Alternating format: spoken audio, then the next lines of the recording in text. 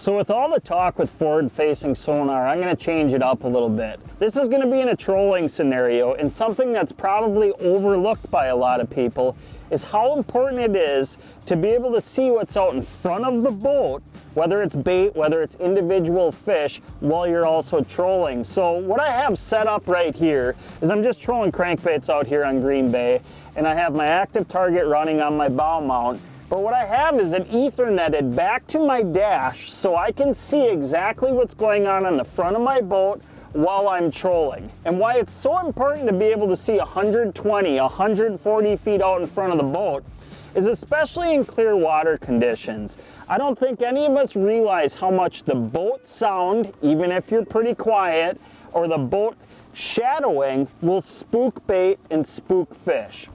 If you're seeing a lot of that high bait on active target, and then when you go past it and don't see it on your regular sonar, it's because it's spooking out, which is perfect if you're running planer boards. But it's also allowing you to know what depth of water, where in that water column the bait and the fish are located. We're obviously not targeting individual fish, but we're seeing where they're located so we can catch as many walleyes as possible while trolling using forward-facing sonar.